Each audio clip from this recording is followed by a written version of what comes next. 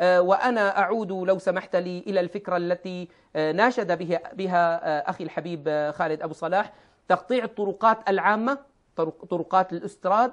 هذا نطالبه من كل الإخوة الآن. إبراز الضجة، إبراز الضجيج في كل مكان في دمشق، تقطيع الطرقات العامة والطرقات الخاصة. وأشكر الإخوة الأبطال الذين يقطعون الطرقات. ربما هنالك من الإخوة الآن من يأتي ويقول والله شيخ وعم تقول لهم أقطعوا الطرقات، والله شيخ وعم تقول لهم يا أخي وين كلام النبي صلى الله عليه وسلم أعطوا الطريق حقه. هنالك بعض الأخوة ربما يطالبون بهذا أو يعني يستغربون من هذا. أنا أقول لكم وأرد عليكم بحديث آخر للنبي صلى الله تعالى عليه وسلم، عندما جاءه أحد الرجال، أحد الصحابة، يشتكي من جاره، والحديث هذا عند الإمام أحمد في مسنده وعند الإمام أبي داود، يشتكي من جاره من سوء تعامل هذا الجار.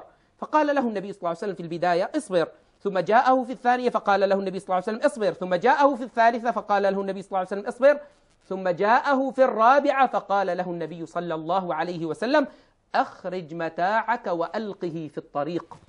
أخرج متاع البيت، أثاث البيت، وزدته في الطريق. ففعل الرجل، أخرج متاعه وألقاه في الطريق. فكان كلما مر ناس، كلما مر إنسان، ماذا يفعل؟ يلعن ذاك الجار. كلما مر إنسان يلعن ذاك الجار، بئس الجار، ماذا يفعل بجاره؟ فاضطر الجار ذاك إلى أن جاء مستنجدا مباشرة ويقول له عد ولك علي، يقول له عد ولك علي ألا أعود، كما في مسند الإمام أحمد. لذلك هنالك أحيانا هناك الظلم الذي يمارس اليوم أكبر من مسألة تقطيع الطرقات وحق الطريق. أي حق طريق؟ هنالك أطفال يذبحون بالسكاكين، هنالك نساء تغتصب. نريد من جميع الإخوة أن يبرزوا ضجيجا الجمل الذي ظلم على عهد النبي صلى الله عليه وسلم، الذي كان يجوع ويعني يتعبه في الليل وفي النهار. ماذا فعل هذا الجمل؟ هل بقي ساكتا ويرضى بالظلم؟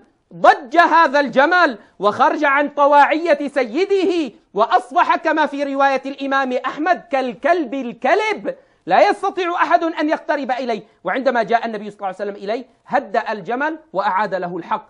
إذن المظلوم يستطيع أن يفعل أي شيء حتى يقول للناس يا ناس أنا مظلوم. هل يلام الإنسان لما رفعت صوتك؟ لما رفعت صوتك؟ يلام من أجبره على رفع الصوت، يلام من وضع العصا على رأسه، يلام من وضع السيف على رقبته.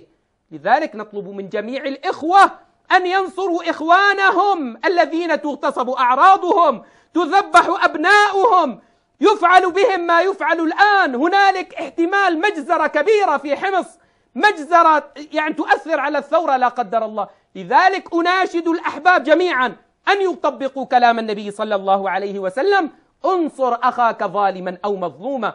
قيل يا رسول الله هذا ننصره مظلوما فكيف ننصره ظالما؟ قال بأن تأخذ على يده.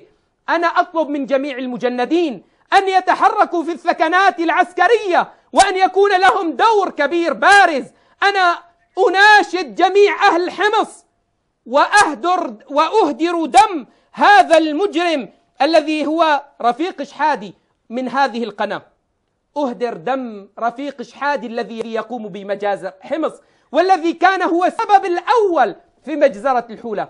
أعلن إهدار دمه وأن الذي يقتله هو بطل من الأبطال. ويكفي في ذلك قول الله سبحانه وتعالى: فقاتلوا أئمة الكفر إنهم لا أيمان لهم لعلهم ينتهون.